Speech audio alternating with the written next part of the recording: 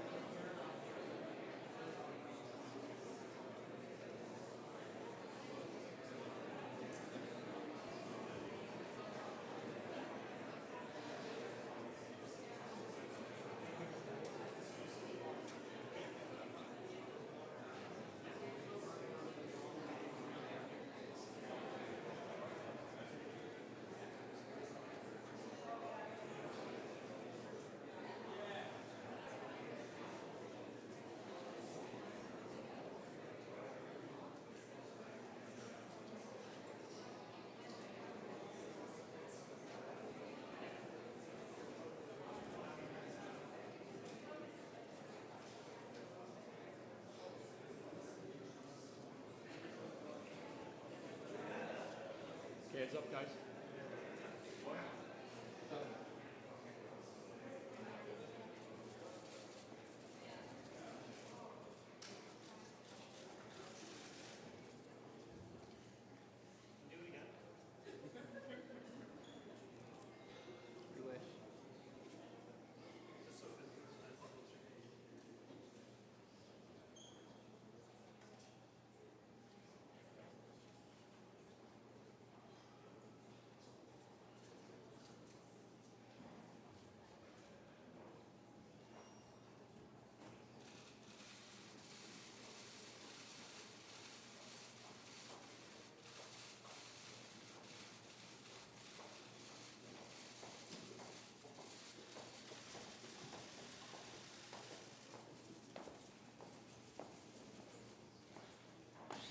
Good afternoon, everyone.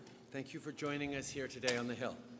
It's a busy day with the return of the House, but before we get into the routines of Parliament, it's been my honour to host Prime Minister Theresa May in Canada's capital for our first official bilateral visit. This year, as we know, our country marks 150 years since Confederation, and it's fitting that we're visited by our friends from the UK, one of our closest partners and strongest allies. Prime Minister May and I shared an excellent meeting just now, and we have an event and a working dinner planned for later today.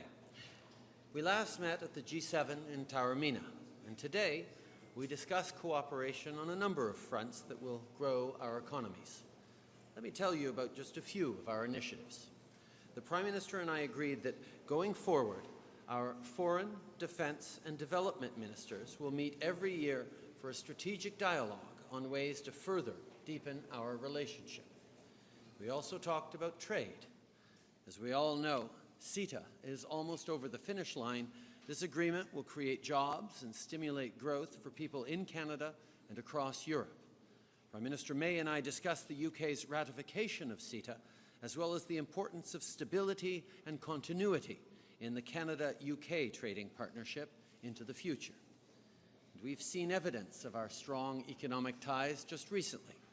Success stories include the UK expansion of the Canadian startup Hootsuite, and on our soil, the Tesco expansion into Canadian supermarkets. Dans le même esprit, nous sommes heureux aujourd'hui d'avoir signé un protocole d'entente sur la science, la technologie et l'innovation. Le Canada et le Royaume-Uni sont des chefs de file dans ces domaines. Dorénavant, grâce à cet accord, nos pays collaboreront et échangeront de l'information sur les nouvelles technologies, y compris les technologies agricoles et la fabrication de pointe. Nous avons aussi le plaisir d'annoncer l'établissement d'un partenariat sur les changements climatiques, la croissance propre et l'énergie renouvelable. Grâce à cette initiative, nos secteurs publics et privés pourront travailler ensemble en vue d'atteindre nos objectifs en matière d'innovation et d'énergie propre. En effet, nos ambitions sont semblables lorsqu'il est question de la croissance économique et nous savons que notre partenariat commercial se poursuivra pour des années à venir. Mais nous partageons beaucoup plus que simplement des liens économiques. We're committed to working together on the international stage to address some of our most pressing, difficult challenges. We've instructed our officials to develop a joint initiative to enhance the role of women in UN peace support operations. This is part of our broader commitment to the empowerment of women and girls around the world. We've agreed to work together to enhance disaster recovery, reconstruction, and resilience efforts in the future as we prepare for and respond to natural disasters. And we'll continue to partner in defense and security across Europe and beyond. Friday's attack in London underlined once again why this close partnership is so vital. And allow me to reiterate once again that all Canadians wish a speedy recovery to those injured. Canada and the United Kingdom share a deep and rich history, with almost a third of Canadians today claiming British ancestry. We share a Queen and the Westminster parliamentary system, and we share fundamental values like democracy and the rule of law. The Canada-UK friendship has stood the test of time, and we will continue to work together in the years ahead to help citizens in both of our countries prosper. With that, delighted to turn it over to Theresa for a few words. Yes. Merci, Justin, de m'avoir accueilli à Ottawa aujourd'hui. Thank you, Justin, for welcoming me here to Ottawa today. Canada and the United Kingdom, as you say, of course, have a long shared history. And this nation, conceived and created 150 years ago, has flourished. Over that time, British and Canadian soldiers, sailors, and airmen and women have fought and died alongside each other in the pursuit of freedom. We've developed the institutions of Westminster-style democracy, personal rights, and the common law. And we celebrate together our shared monarchy and close ties of family and friendship. My visit to Canada today is not only about recognising our past, but also looking ahead to our bright future. We are both countries with ambitions to lead on the world stage and progressive values that underpin those ambitions. We are both committed to ensuring our economies work for everyone, not just the privileged few. And that includes eliminating the gender pay gap once and for all. We've spoken today about the importance of closing that gap and championing the rights of women and girls around the world. That means ending the tyranny of domestic violence, sexual violence in armed conflict, and educational and economic exclusion. Our cooperation on this agenda is emblematic of the UK and Canada joining forces to share approaches at home and champion our shared values out in the world. We will also be discussing the ways in which our governments will work together to foster innovation, including measures that will allow business to harness the opportunities of clean growth. And we've confirmed our joint commitment to supporting the global transition away from a reliance on coal as an energy source. Once again, the UK and Canada will lead the way, and I'm pleased to announce that the UK will aim to phase out unabated coal by 2025. The UK and Canada have a strong and growing economic relationship, and we are natural partners in promoting the benefits of free trade.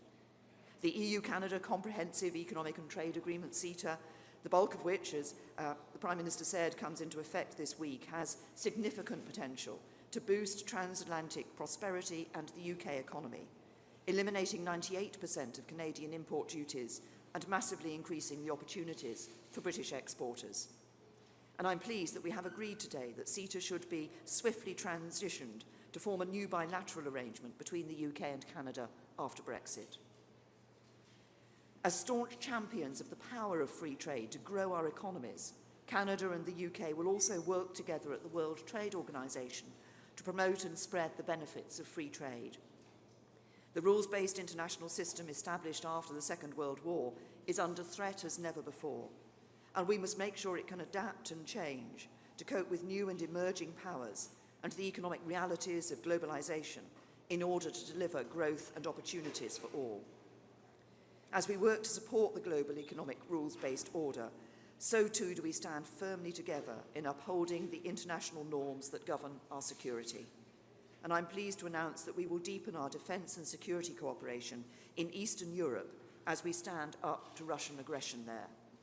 We've agreed concrete steps to improve our defence cooperation and our interoperability through new joint training for the Ukrainian armed forces from the beginning of next year. This will be the first joint training the UK has done with any other country inside Ukraine, and will involve joint reconnaissance training, joint counter-sniper training, and joint military police training. And we will conduct a joint UK-Canada military exercise in Latvia next month, under the umbrella of NATO's enhanced forward presence in Eastern Europe. To ensure NATO can respond to an ever-changing world, the UK and Canada will also be at the forefront of championing NATO reform and supporting its steps to modernise, including on cybersecurity. And today we have discussed how we will continue to work closely together on counter-terrorism and counter-extremism, sharing intelligence and expertise to build community cohesion. And I want to thank the Canadian people for their support and solidarity in the wake of the terrible Manchester and London attacks, including, of course, the attack just last week. You stood with us as we stood with you in the wake of the tragic Quebec attack. We will never be divided.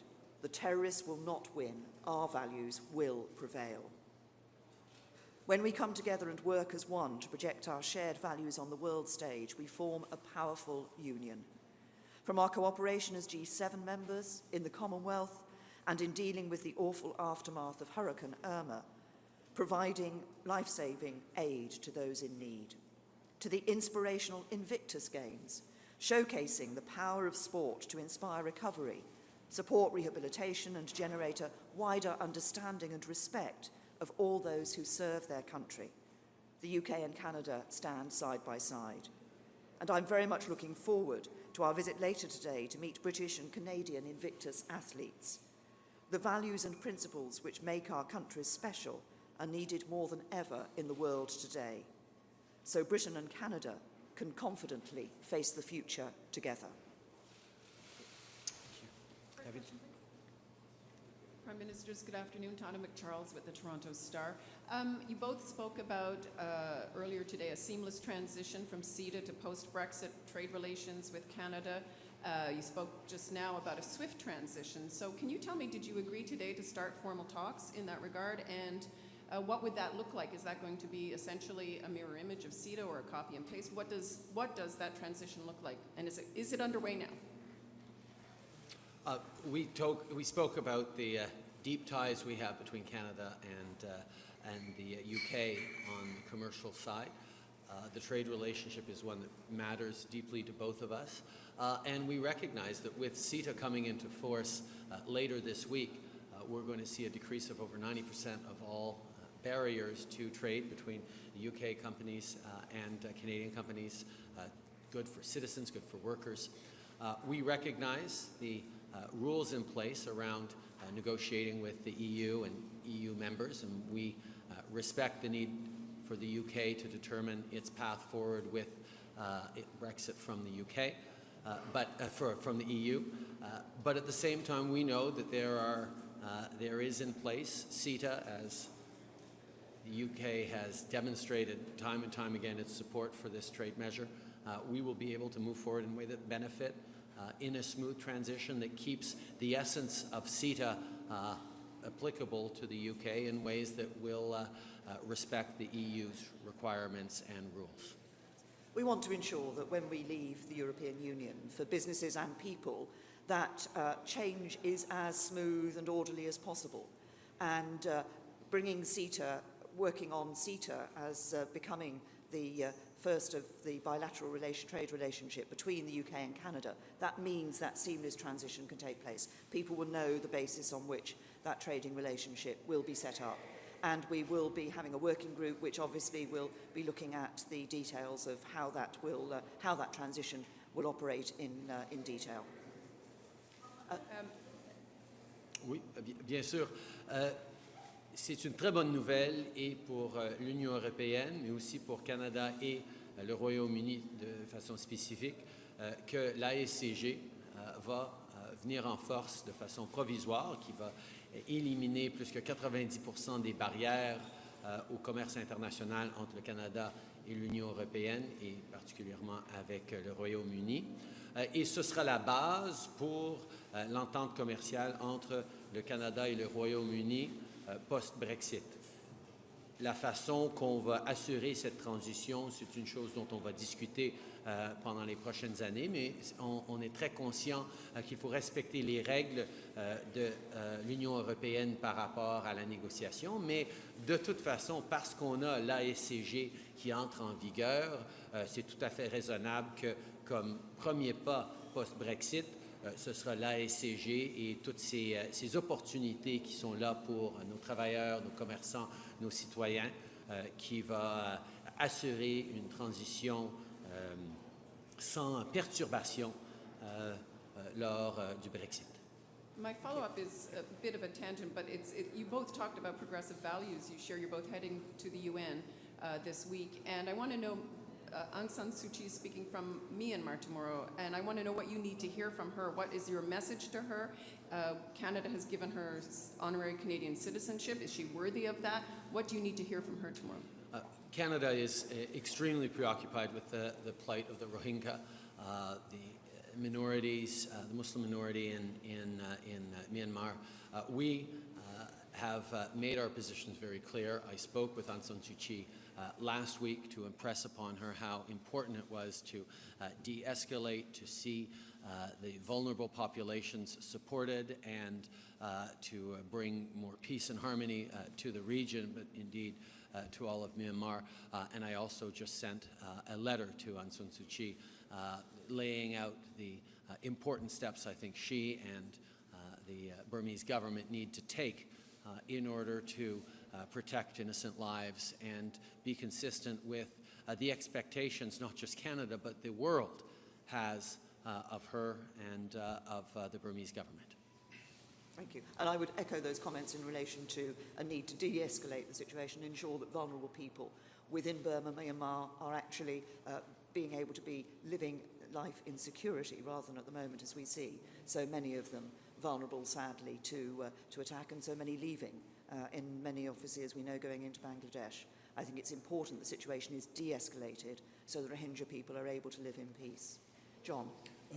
John Pinar, BBC News. Mrs May, it's an important week for Brexit, starting here, ending in Florence. But after seeing your Foreign Secretary accused by senior colleagues of backseat driving, can you say that you are truly in command of your cabinet and Brexit policy? And will you tolerate more backseat driving in future?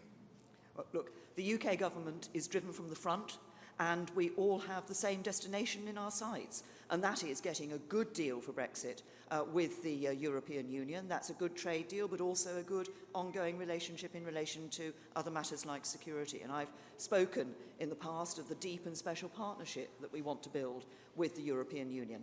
I believe that's not only in the interests of the United Kingdom, I think that's in the interests of the remaining 27 member states of the European Union as well, and that's what we're working for. My follow-up is, Prime Minister, can you expect and can you tell us that we will see a Brexit plan for Britain which is clearer and on track by the end of the week? And Prime Minister Trudeau, it took 7 years for the EU to strike a deal with Canada. How long will it take for Britain to do the same thing? Well, on the first point that you raised, John, of course we set out our plan for Brexit back in the speech I gave in Lancaster House in January. That was amplified in the Article 50 letter that I sent to the European Union, triggering the process of starting these negotiations. And I will be speaking, I've always said I will from time to time update, I'll be speaking about where we are in the negotiations and looking to the future on Friday. The negotiations are being conducted in a constructive and positive spirit, and we are making progress on the areas that we've been addressing so far. And of course, if you look to the relationship that we have with the European Union, it is a different point that we're starting from the point that Canada started when it started its trade negotiations. Indeed, within the European Union, the UK is the largest trading partner that Canada has. So the UK was deeply involved throughout those negotiations towards CETA, obviously, over the past 7 years. And it will form the basis for the way we move forward in a post-Brexit Europe. We are very confident that we're going to be able to continue the strong trade ties and commercial relationships with the UK, between the UK and Canada, throughout this period of transition. Louis Blouin de Radio-Canada. Madame May, j'aimerais savoir pour les négociations commerciales qui s'en viennent, est-ce que vous cherchez précisément un copier-coller de l'accord de libre-échange avec l'Europe actuelle? Et M. Trudeau, d'entamer ces discussions-là, est-ce que ça ne peut pas froisser les alliés européens de l'annoncer peut-être si tôt, d'annoncer les intentions comme ça?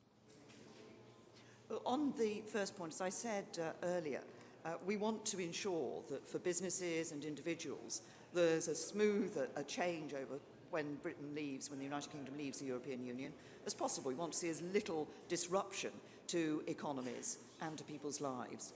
And that's why we believe it makes sense to take the trade agreements which the UK is part of, it's part of the European Union, with Canada, and say that that is the basis at that point at which we leave for a bilateral relationship with the UK and Canada. Now, of course, over time, it would then be possible, if we chose to change the details of that relationship, to do so.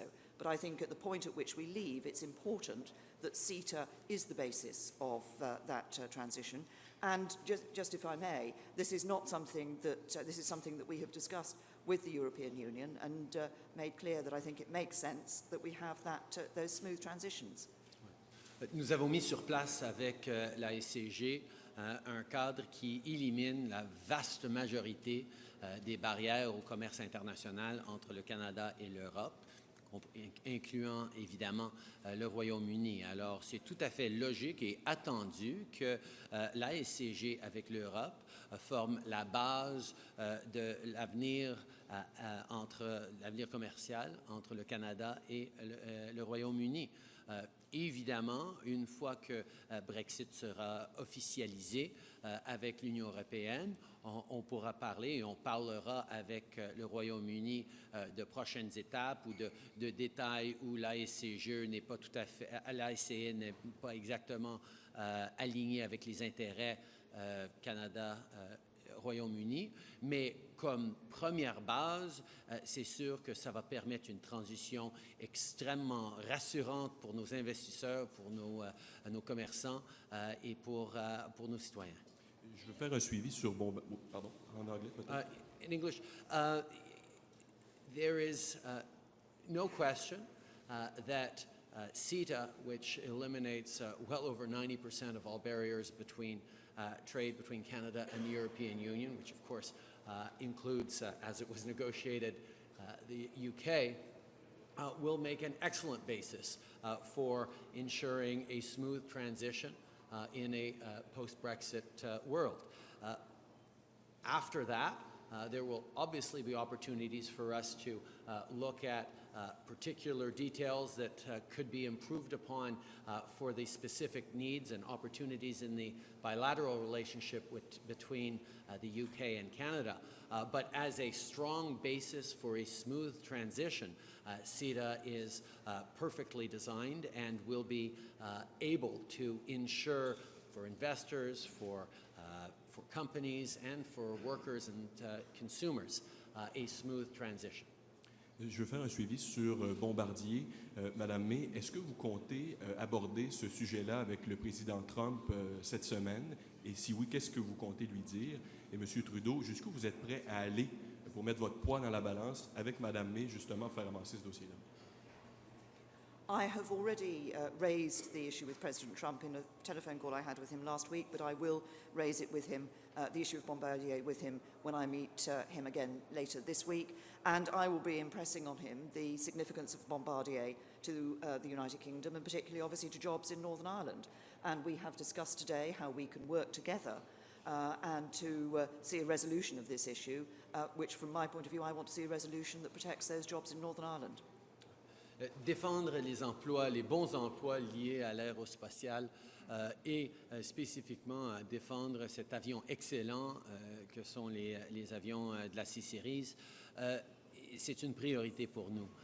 C'est pour ça que je suis très content de pouvoir travailler avec Mme May pour expliquer à l'administration américaine à quel point les actions qu'entreprennent Boeing sont néfastes pour les travailleurs chez nous, pour la croissance économique de nos pays, mais aussi pour l'avenir de l'industrie aéronautique dans le monde. Nous savons que la C-Series représente des avances significatives que Boeing est en train d'empêcher pour des raisons extrêmement étroites et commerciales par rapport à leurs profits. Ce n'est pas comme ça que le monde devrait fonctionner. Nous allons toujours défendre l'intérêt de nos travailleurs, de la croissance économique chez nous et aussi l'intérêt des avancées technologiques plus vertes, plus économiques dans le domaine aéronautique. Je vais continuer de défendre les emplois au Canada à tous les niveaux, y compris avec le président directement. Yeah, George. Sorry, let me just answer that one in English, and then I'll go to you, George. The jobs, the good quality jobs that come directly from the aerospace industry in Canada, in Northern Ireland, are important to both of us and important to Canadians and people around the world. We will continue to stand up for jobs and stand up for the excellent airplane that is the Bombardier C-Series aircraft. The actions that Boeing has taken is very much in their narrow economic interest to harm a potential competitor, and quite frankly is not in keeping with the kind of openness to trade that we know benefits citizens in all countries around the world. We are going to continue to work together and impress upon the American administration, including President Trump himself, how important it is to defend Canadian jobs and the impact of the positive innovations related to the C-Series aircraft. We will continue to stand up strongly in defense of Canadian jobs against unwarranted actions by Boeing. George. Okay, George Parker from the Financial Times. I wonder if I could just follow up on the Bombardier point. Did you discuss the possibility that the UK and Canada could use their commercial muscle to put pressure on Boeing to drop the case, for example, by refusing to buy Boeing aircraft in the future? And a question to the Prime Minister, since we're in Canada, there's a live debate going on in the Cabinet about whether our future European relationship could be based partly on the Canadian relationship, the so-called CETA minus, or CETA plus rather. Or do you think there's a counter-argument, isn't there, that you could follow the judgments of the European Court of Justice and stay very close to the European Union rulebook? Which one of those options do you favour? Well, and I think on the Bombardier point, and we've made clear that we want to ensure that we're protecting jobs in this area, and obviously for the United Kingdom, the Bombardier jobs in Northern Ireland are important, and we want to protect those. Of course, there is a process that is being undertaken now, and there will be a preliminary judgment in the US next week in relation to this case, but that will just be a preliminary judgment, and it'll be possible for us to continue to work together to try and bring about the resolution that we want. And George, I don't recognise the the simple binary approach that you have to the question of Brexit and the future relationship of the UK with the European Union post-Brexit. I've always said that we're not looking for to take a model off the shelf of a relationship that currently exists because of the position the UK is in. This is unique. We're already in the European Union, and so we have a relationship with the EU already. When we come out, we want to ensure that we can negotiate a good deal, a bespoke deal, a deal that is right for the United Kingdom. And I think that the deal that will be right for the United Kingdom will also be in the economic interests of the European Union as well. On the issue of Boeing, it's been very clear that Canada is embarking upon a procurement process to strengthen our military and to do right by the men and women of the Canadian Forces by ensuring that we have the right equipment and the ability to do their jobs responsibly. That includes replacing our fleet of fighter jets. And we have obviously been looking at the Super Hornet aircraft from Boeing as a potential significant procurement of our new fighter jets, but we won't do business with a company that's busy trying to sue us and put our aerospace workers out of business. Yeah, and Prime Minister, I'm going to have to say that one in French because I saw the Quebec reporters perk up on that one. Nous nous sommes engagés dans un renouvellement de notre flotte aérienne militaire, particulièrement les chasseurs. Et c'est très connu que nous sommes en train de regarder les Super Hornet comme étant un avion qui serait tout à fait une possibilité pour cet achat. Mais c'est sûr que si Boeing continue à insister d'éliminer des dizaines de milliers d'emplois au Canada par leur attaque contre Bombardier, en tant que gouvernement, ils ne devraient pas s'attendre à ce qu'on leur achète des avions s'ils sont en train d'attaquer notre industrie comme ça. And Mrs May, just a follow-up question to you about Brexit. Today it's been disclosed you've changed the structure of your negotiating team. Ollie Robbins, your so-called Sherpa, will no longer be running the Department of Exiting the European Union. Isn't that a sign that you got this wrong in the first place, and frankly the negotiating structure has been a bit of a shambles? No, not at all. What it is a sign of is that the negotiations are getting into a more detailed and more intense phase. And as a result of that, I think it's right that Ollie Robbins concentrates on that, and obviously a different structure will be put in place, different answer will be put in place in terms of the running or the management of the Department for Exiting the European Union and the permanent secretaryship there. Thank you. Merci beaucoup. Thank you.